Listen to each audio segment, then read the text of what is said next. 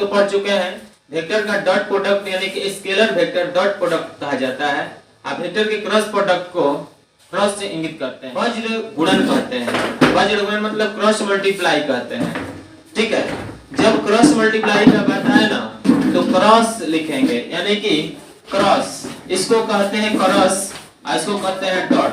अगर कहा जाए इसमें, अगर किसी अंक का बात किया जाए, कोई भी अंक ले लीजिए, तो वहां पे डॉट कोई दो राशि ले लीजिए, अधिक राशियां ले लीजिए, 2 और 3 लेते हैं तो ये 6 ही आएगा, और इसका अगर क्रॉस कराते हैं तो 6 ही आएगा। दोनों बात सेम रहेगा। अब क्रॉस और डॉट में फर्क होगा। जब दो सदिश का बात है, वेक्टर का बात है, उसका अगर क्रॉस कराते हैं, डॉट कराते हैं तो दोनों में डिफरेंस होगा। इसका डेफिनेशन कहता है कि कोई वेक्टर, दो वेक्टर परिभाषित तभी होगा जब a क्रॉस b हो। a cross b equal to इसका मैग्नीट्यूड a, मैग्नीट्यूड b और साइन थीटा n कैप हो। यहाँ n कैप जो है ये अभिलंब को इंगित करता है। किसको इंगित करता है? अभिलंब को, यानी अभिलंब को बोलते हैं नॉर्मल। अभिलंब को क्या बोलते हैं? नॉर्मल। यानी कि यहाँ से यहाँ का जो एंगल बनता है इसको बोलते हैं थीटा। ये जो एंगल बनता है ए और बी के बीच में एंगल थीटा बनता है, लेकिन जब क्रॉस निकालेंगे तो क्रॉस में आपका ये अभिलंब रहेगा। जब क्रॉस निकालेगा, यहाँ पे जब भी क्रॉस निकालिएगा तो दोनों में अभिलंब रहेगा तो रहेगा, यानी कि अभिलंब को एन कैप कहते हैं। अभिलंब को ए कैप कहते हैं। इसके मात्रक सदिश, इसमें मात्रक जब लगा है तो एक बात समझेंगे कि n कैप है और इसका मात्रक अगर निकालते हैं तो रिजल्ट देता है 1, यानी कि n कैप का मात्रक कितना होगा? 1 हो जाएगा। कैप का अगर मॉडुलस निकालिए तो मॉडुलस का मान कितना होगा? 1 होगा। सपोज कीजिए दोनों तरफ अगर मॉडुलस निकालते हैं, यहाँ पे थीटा का मान, इसमें कुछ प्रॉपर्टी भी होता है, प्रॉपर्टी को समझ लीजिए। अगर थीटा का मान, ये थीटा का मान 90 डिग्री हो जाए, जब थीटा का मान यहाँ पे है 90 डिग्री हो जाए, देखिए 3 टर्म है, ये ए है और ये बी है और एक ऐसे टर्म है, ये इसका अभिलंब सदिश है। ए है, ये है, ये है, बी है और इसके बीच का अभिलंब सदिश है। जब ये अभिलंब सदिश है ना तो ये दोनों के बीच एंगल जो है ना, यहाँ पे एंगल थीटा बन रहा है। यहीं अगर थीटा 90 डिग्री आ जाए, ये 90 डिग्री आ जाए, यानी कि समकोण आ जाए, तो समकोण अगर रखिएगा यहाँ पे 90 डिग्री रखिएगा तो इसका मात्रक सदिश यानी कि अभिलंब का सदिश क्या होगा? तो अभिलंब सदिश क्या कि इसका अभिलंब सदिश कब निकालेगा? जब थीटा का मान 90 डिग्री होगा। जब थीटा का मान 90 degree, theta equal to 90 degree लेते हैं, या इसको कहते हैं π/2। अगर π/2 लीजिएगा तो क्रॉस प्रोडक्ट पर क्या इफेक्ट पड़ता है देख लीजिए। तो a क्रॉस b, ये रहेगा वेक्टर a, वेक्टर b, दोनों का मॉडुलस निकालेंगे, मैग्नीट्यूड होगा और साइन 90 डिग्री और n कैप। ठीक है, तो साइन 90 का वैल्यू 1 होता है। यहाँ a क्रॉस b क्रॉस, यानी एक का वेक्टर क्रॉस b का वेक्टर बराबर a का वेक्टर का मॉडुलस b के वेक्टर का मॉडुलस, और साइन 90 का मान 1 होता है और n कैप होगा। तो यही जो है ना n कैप का वैल्यू निकालना है। जब n कैप का वैल्यू निकालिएगा तो n cap equal to a vector cross b vector बट्टा में a vector modulus b vector होगा। तो यही होगा मात्रक अभिलंब सदिश होगा। इस अभिलंब सदिश का मान a vector cross b vector बट्टा magnitude a vector into magnitude b vector होता है। ठीक, अब देखिए अगर यहीं पे थीटा का मान अगर 0 ले लीजिए या थीटा का मान पाई, उस पर क्या इफेक्ट पड़ेगा? तो देखिए अगर थीटा का मान आप 0 लेते हैं या थीटा का मान पाई लेते हैं, तो थीटा का मान 0 लीजिएगा इसी में बाबू, तो साइन 0 का मान 0 होगा, यानी a cross b vector equal to magnitude a vector magnitude b vector और साइन 0 और n कैप। तो साइन 0 का मान जो है ना a वेक्टर और b वेक्टर और साइन 0 का मान होता है 0 और n कैप। फिर जब ये टोटल जीरो हो गया। तो अगर जीरो से किसी चीज में मल्टीप्लाई करते हैं, एनीथिंग, अगर किसी चीज में मल्टीप्लाई करते हैं जीरो से, तो वो रिजल्ट क्या देता है? जीरो देता है। यानी कि E vector cross B vector का मान क्या मिलता है? जीरो।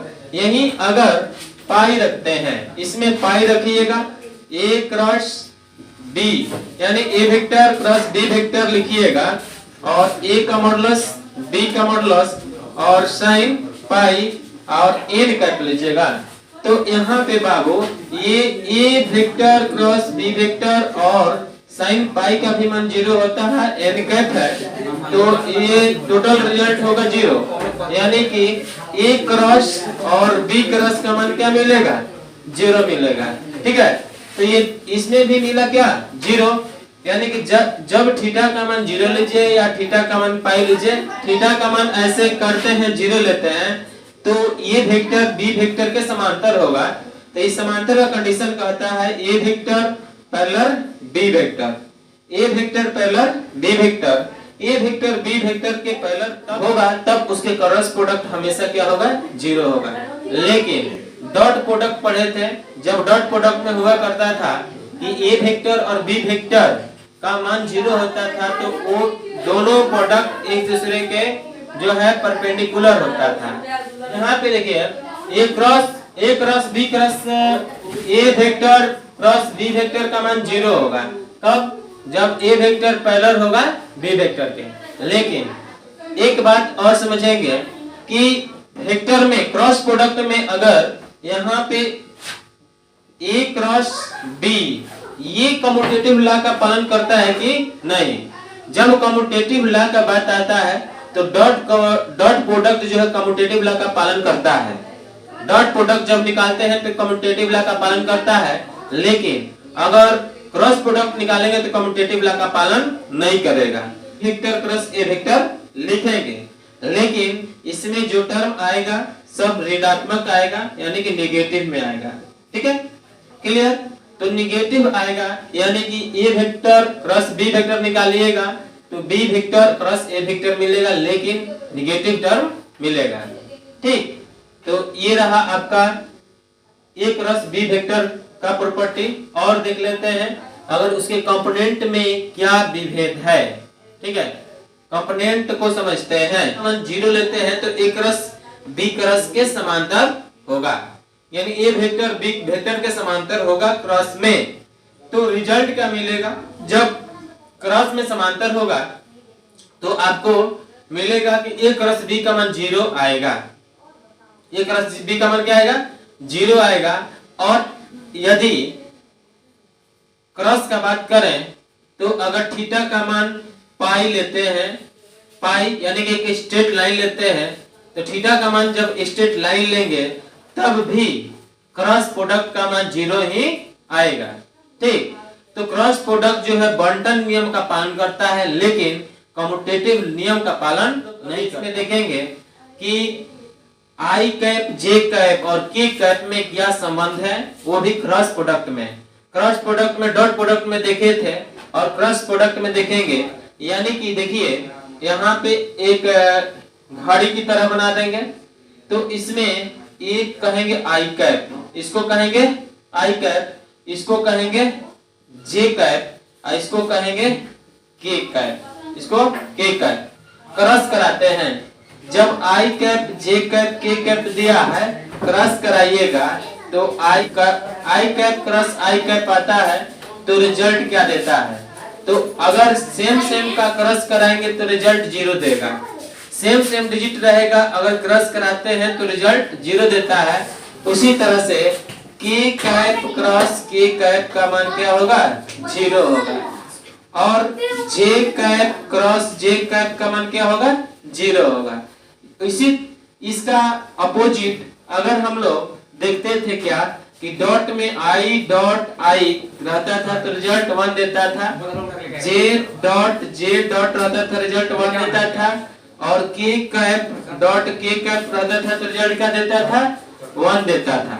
यानी कि इसका ये सेम अपोजिट है, इसमें अपोजिट वैल्यू दिया। जब क्रॉस प्रोडक्ट हुआ सेम तो जीरो, लेकिन डॉट होता है तो 1।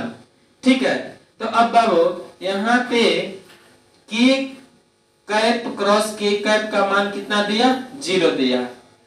इसमें समझने वाला बात यह है कि आई कैप और जे कैप आ जाए, आई कैप और जे कैप आ जाए तब क्या वैल्यू देगा, और क्रॉस कराएंगे तब क्या वैल्यू देगा।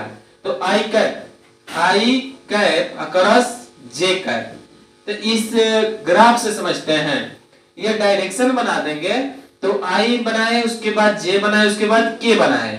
हो सकता है कि आप ऐसे भी आ सकते हैं, आप क्लॉकवाइज भी आ सकते हैं। ये एंटी क्लॉकवाइज है, क्लॉकवाइज भी कोई एक डायरेक्शन लिख लेंगे, लेकिन आई जे के ही लिखेंगे इसमें, ठीक है, तभी जाकर बनेगा।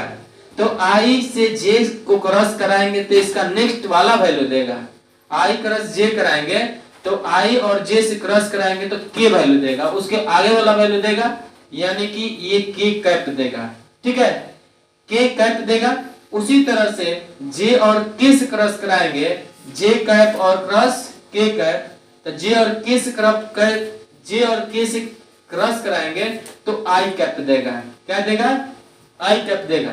फिर के से आई में क्रॉस कराएंगे, के कैप और आई कैप, तो के से आई में क्रॉस कराएंगे तो जे कैप देगा, ठीक है।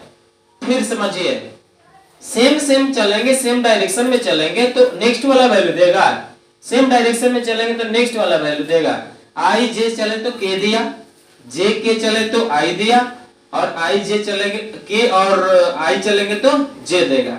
लेकिन अगर डायरेक्शन चेंज हो जाता है तब भी कुछ ना कुछ वैल्यू देगा, लेकिन नेगेटिव देगा। जैसे देख लीजिए, जे और आई में क्रॉस कराएंगे, जे कैप और आई कैप, और क्रॉस कराते हैं जे और आई, उल्टा आ रहा है ना, यहाँ पे सिंबल उल्टा आ रहा है। जब सिंबल उल्टा आए तो देगा क्या, के कैप देगा।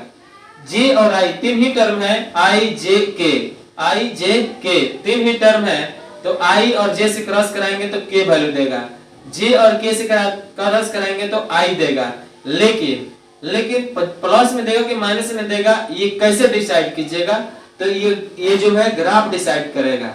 अगर आप एनुअल एग्जाम देते हैं, ठीक है, तो उसमें एक नंबर या 3-4 नंबर का कहीं ना कहीं 11-12 के एग्जाम में 3-4 नंबर को इसमें से देना है तो देना है, डॉट से और क्रॉस से, ठीक है।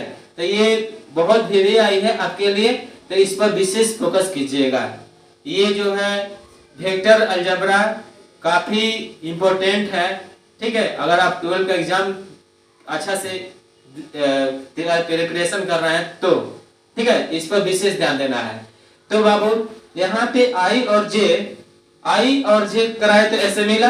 अब देखिए, फिर अगर आप इसको कराएंगे, देखिए जे और आई से क्रॉस कराएंगे, जे क्रॉस आई कैप, तो के तो देगा ना, यहाँ पे जे और आई से क्रॉस कराएंगे तो के देगा, लेकिन ये उल्टा चल रहा है तो इसलिए माइनस कर देंगे, ठीक है। फिर जे और आई हुआ, जे की और जे हुआ, के और जे अगर आए तो के और जे से मल्टीप्लाई करेंगे तो आई देगा, लेकिन ये क्या देगा, निगेटिव में देगा। के और जे से मल्टीप्लाई करेंगे तो आई देगा, लेकिन निगेटिव में।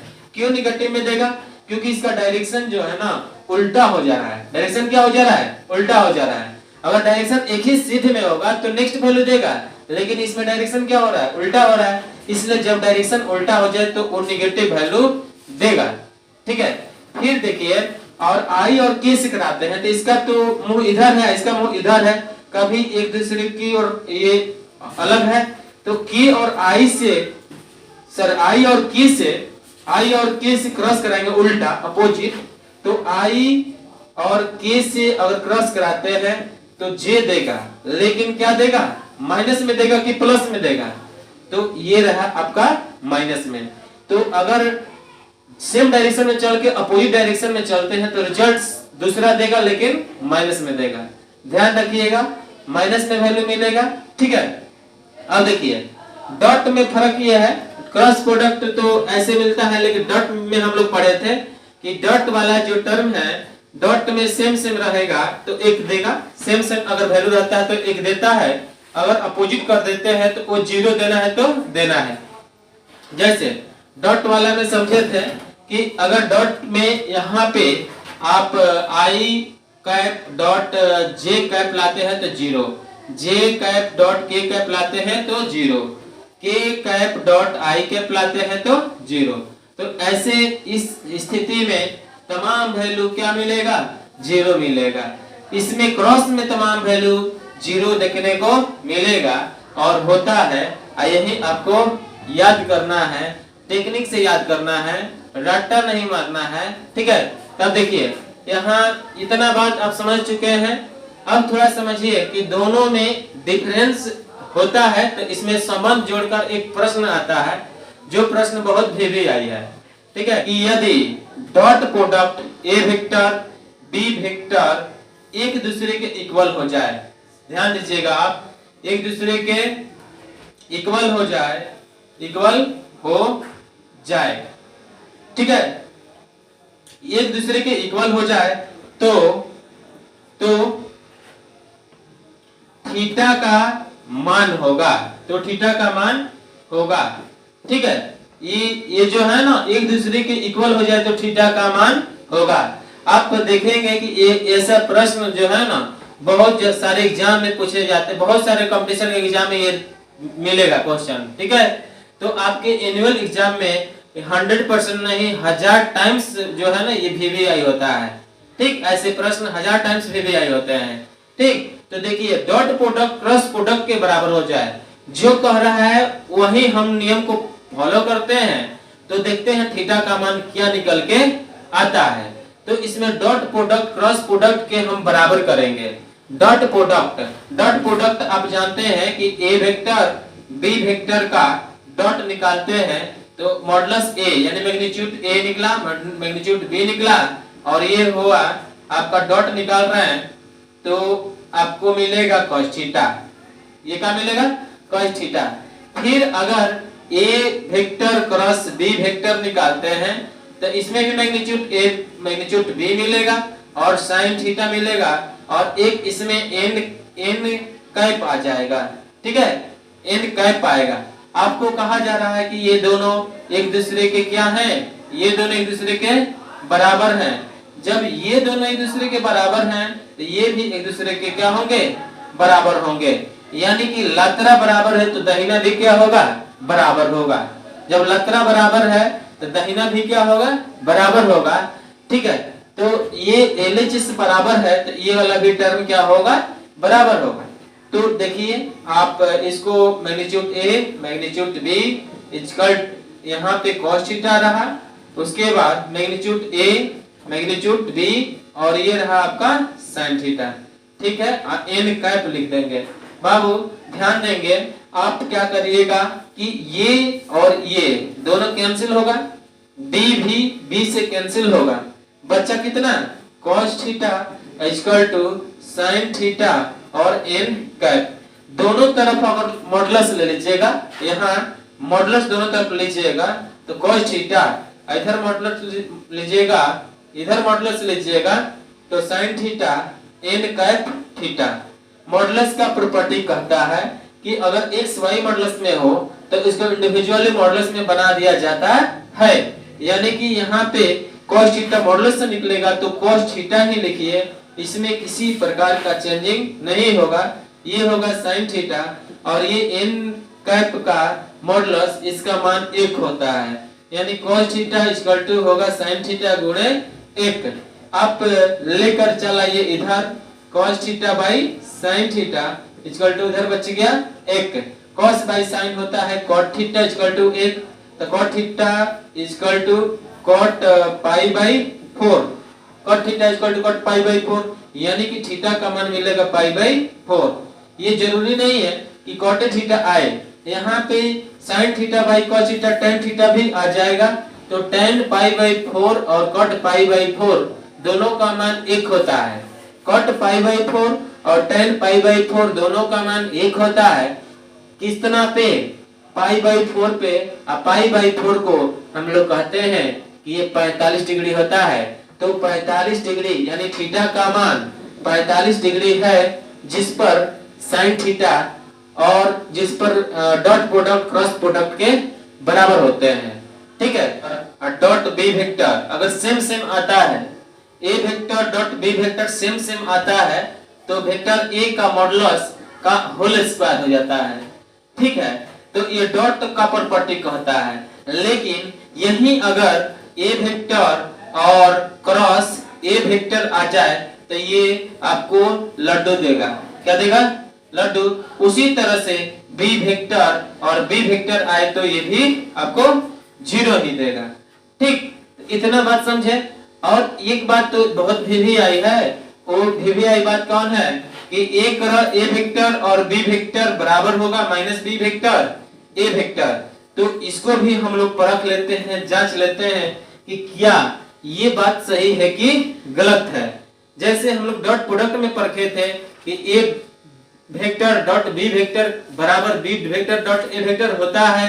क्यों होता है? लेकिन इसको भी जानेंगे कि A vector cross B vector बराबर minus B vector A vector होता है तो क्यों होता है।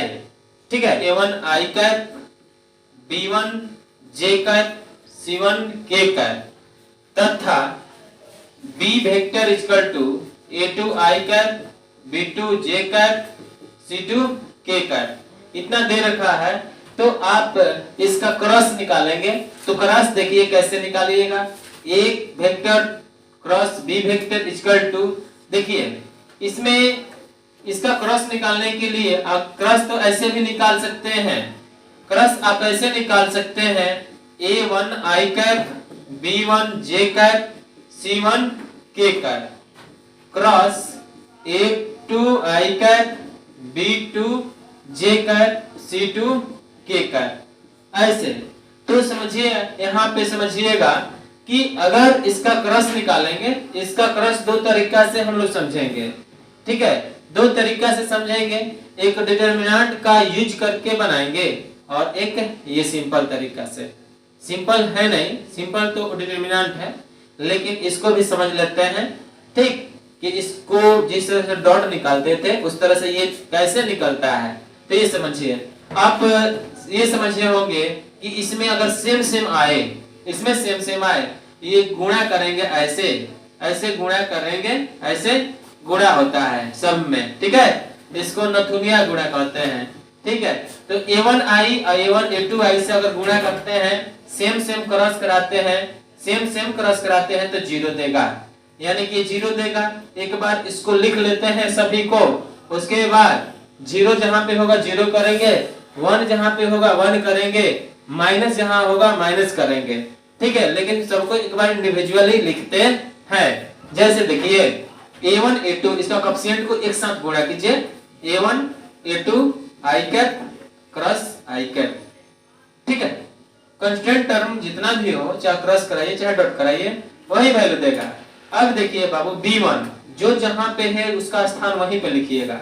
a1 से अब फिर चलिए a1 b2 और ये स्थान इसका i ही लिखेंगे, j ही लिखेंगे। ये नहीं कि j और i करेंगे, ऐसा नहीं करेंगे।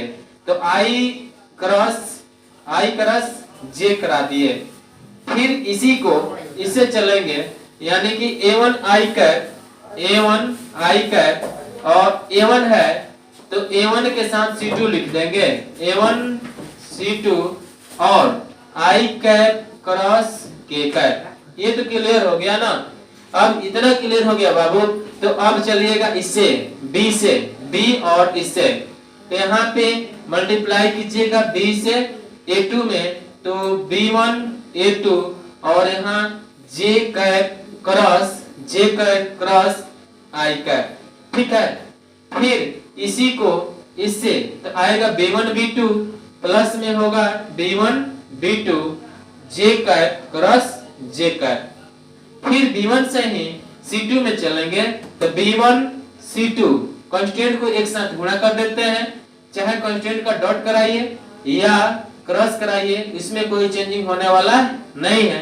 तो b1 c2 यहाँ पे लिख दीजिएगा, यहाँ b1 c2, इससे c2 से क्रॉस कराते हैं तो j क्रॉस k आया, j cap cross k cap. फिर अब c1 पे आइए, c1 k और a2, यानी c1 a2 के कैप और आई कैप, के कैप क्रॉस आई कैप, ध्यान दीजिए क्रॉस करा रहे हैं तो C1 B2 प्लस दीजिएगा C1 B2 के कैप और जे कैप, फिर C1 से C2 C1 C2 के कैप के कैप। ठीक है, ध्यान दीजिएगा इसमें जीरो कौन होने लगते हैं, कौन जीरो होने वाला है, कौन माइनस होने वाला है। तो देखिए जहां जहां सेम आएगा वो जीरो होगा, यानी कि ये सारे टर्म जीरो हो जाएंगे, ये सारे टर्म जीरो हो जाएंगे। ठीक है, और इसमें ये वाले टर्म जीरो हो जाएंगे, यानी कि इस यहां से वहां तक तीन टर्म जीरो हुआ, जो जीरो नहीं हुआ उसको लेते हैं ए क्रॉस बी। तो बाबू यहाँ पे आई और जे, इसके लिए एक हम ग्राफ यहाँ पे बना देते हैं, और ये तो आप समझते ही हैं आई कैप जे कैप और के कैप, इस पर गौर कीजिएगा। आई कैप जे कैप के कैप, जहां जहां ऐसे टर्म आएगा तो वैसा हम लोग लिखेंगे। और आई क्रॉस जे आया है, आई क्रॉस जे आया है तो हम लोग क्या करेंगे, प्रेम से के लिख देंगे। आई क्रॉस जे आया है, आई क्रॉस जे आया है तो के लिख देंगे, इसके सिद्ध में के पड़ता है तो A1 B2 और के कैप।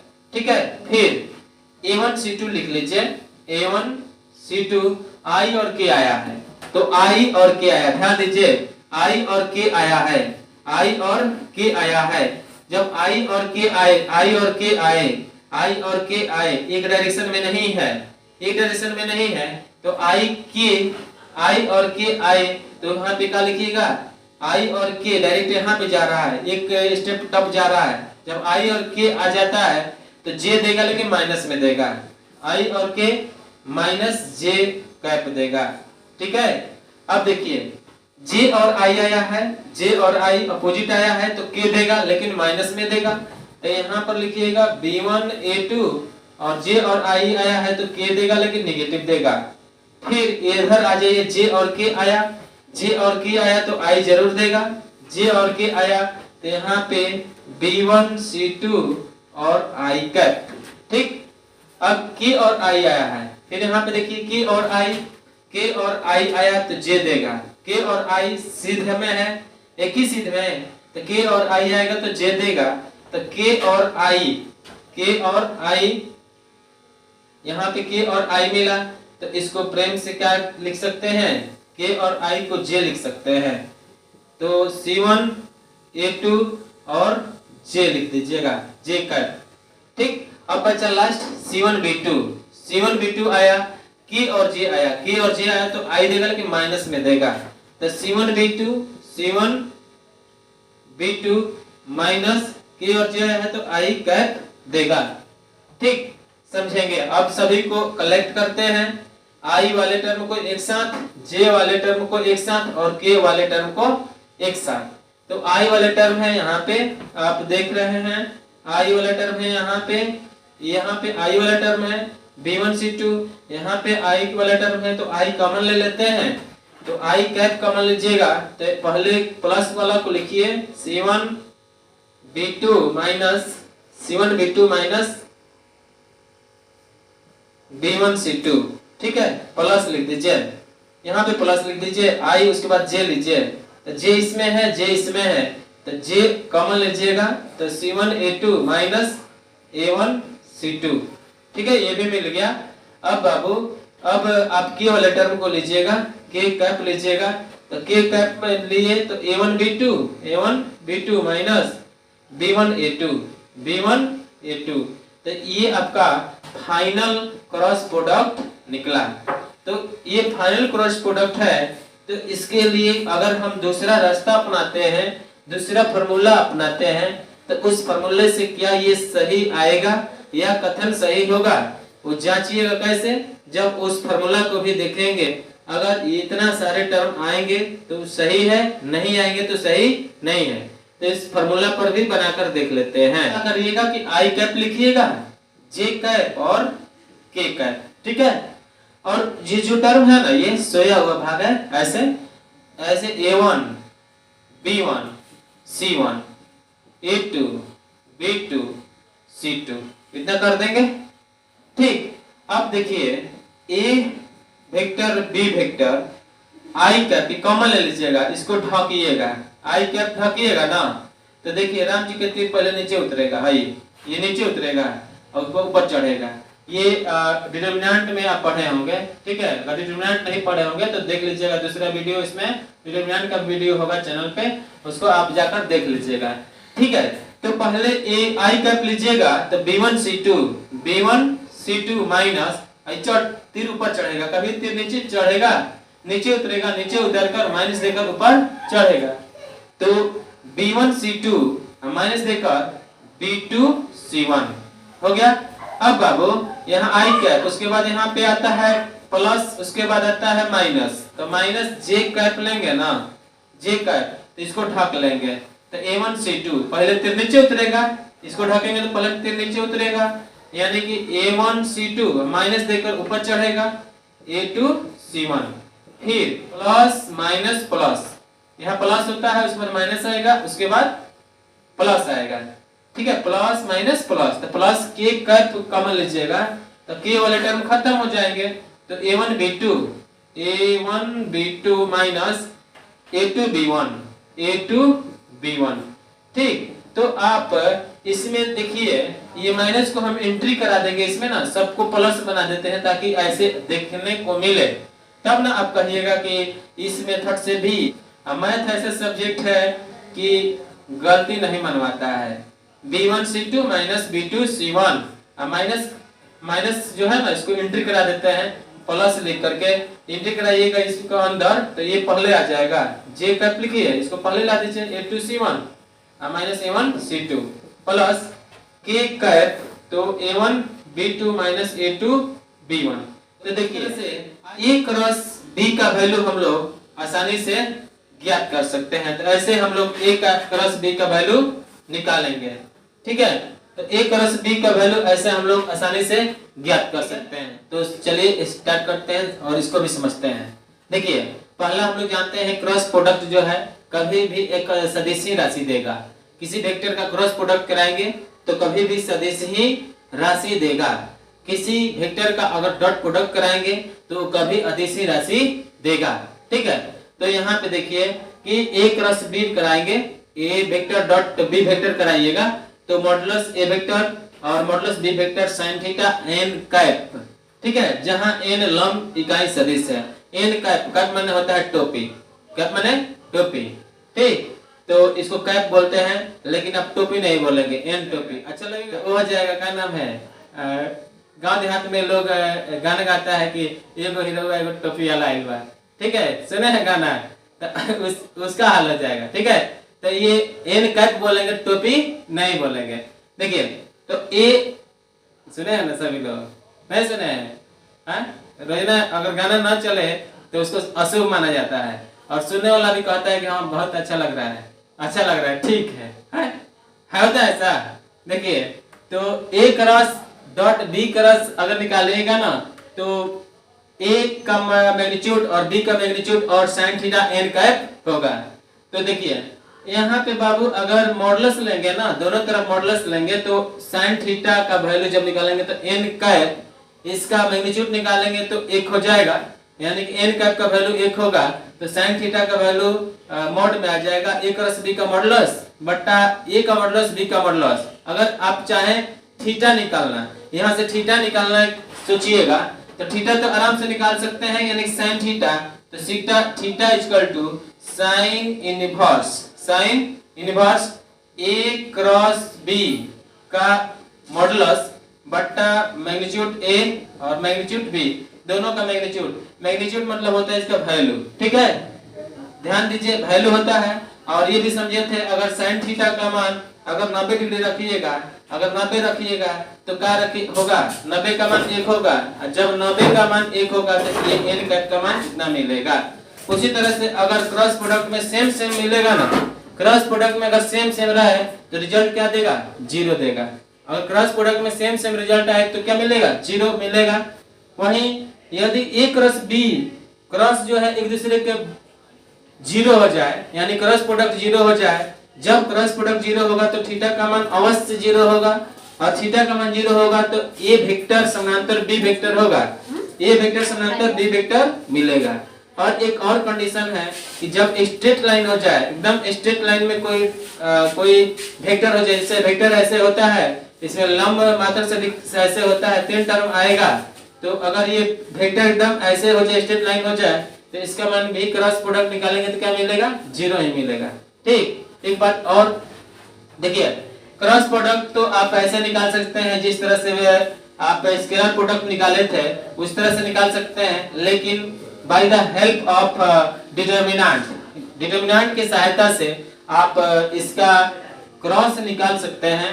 तो इससे प्राप्त कर सकते हैं, अगर आपको डिटर्मिनेंट निकालना नहीं आ रहा है तो डिटर्मिनेंट का भी वीडियो है चैनल पर, उसको भी देख लीजिएगा, तो आपका डिटर्मिनेंट क्लियर होगा। ठीक है, तो डिटर्मिनेंट आई कैप, जे कैप, के कैप, ये जो भी टर्म आएगा एक वेक्टर के रूप में ही आएगा। ठीक, अब देखिए समांतर चतुर्भुज का जब क्षेत्रफल निकालिएगा तो समांतर चतुर्भुज का क्षेत्रफल होता है आधार गुणे ऊंचाई होता है। समांतर चतुर्भुज का क्षेत्रफल होता है आधार गुणे ऊंचाई।